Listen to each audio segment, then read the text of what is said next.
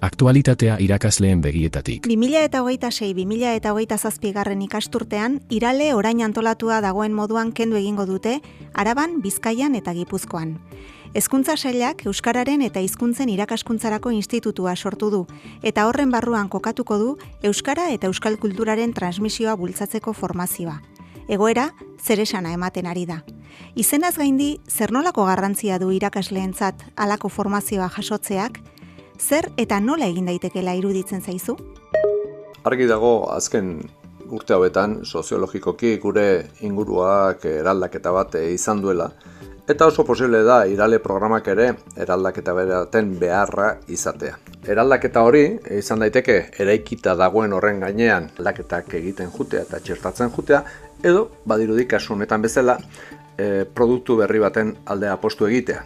Ildo bat izan daiteke eta nahi asko gustatzen zaitena txikitik handira joatea.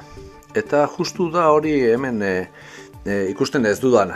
Ikusi, entzun eta irakurri dudana horrekin, justu sentsazio kontrakoa izaten dut, handitik ez ote garen hasten. Ez gaude ez Euskararen eta Euskal Kulturaren transmisioan inungo baliabideak galtzeko. Euskal hiztun oso bilakatu nahi ditugu ikasleak eta irakasle guztiok kultur eragile bilakatzearen garrantziaz jabetu behar dugu, baina hutsune handia dago. Erreferente sare bat behar dugu irakasleok, helduleku bat, gauden lurraldean gaudela ere, erakundek eskaintzen diguten azkain. Denok ez dugu abia puntu eta testu inguru bera. Hutsuneak baditugu bai, baina badira gure eskoletan herrigintzan eragile diren kideak eta hauen energia eraldatzaileari erreparatu beharko genioke. Kultur eragile natural hauek identifikatu eta ahaldundu behar ditugu. Materialgintzan trebatu, baliabideak eman, beraien lana partekatu eta zumitzoriekin Euskal Kulturaren transmisiorako sormen sarea indartu Euskal Herri osorako.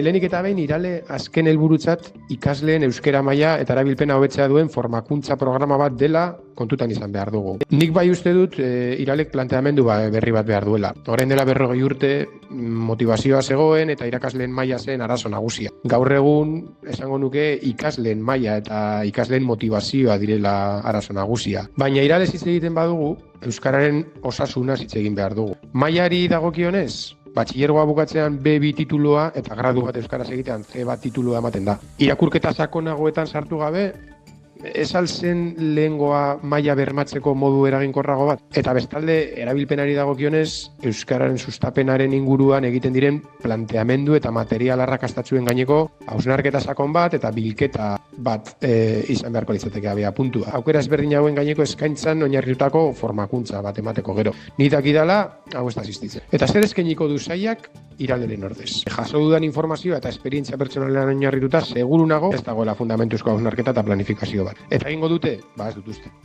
Beldun randia ematen dit ere, hau eta bestelako formakuntzak unibertsitate eta enpresa pribatuen eskuetan jaustea. Eta arrazoia daude hori horrela izan daitekela pentsatzeko. Bestalde, datu dezerosak dira, baina 30 orduko formakuntza daukagu urtero institutoetan ere. Iraleak edo berritzeguneak ezin dira izan zentruan ez egoteko lekuak, eta hori ere badira batzuta. Egia da ere, gure lanaren hobekuntza bat ekarriko duten fundamentuzko formakuntzak izatea exigitu behar diogula sailari. Nire esperientzian behintzat, ez delako horrela gertatu gehienetan. Guzti hau esan da beraz, Iraleren antzeko zerbait behar dugula uste dut. Baina fokoa irakasle eta mailan jarri beharrean ikasleengan eta erabilpenean jarrita. Gaur eguneko testu inguru eta beharretara egokituta eta liberazioekin soilik lotuta ez dagoena.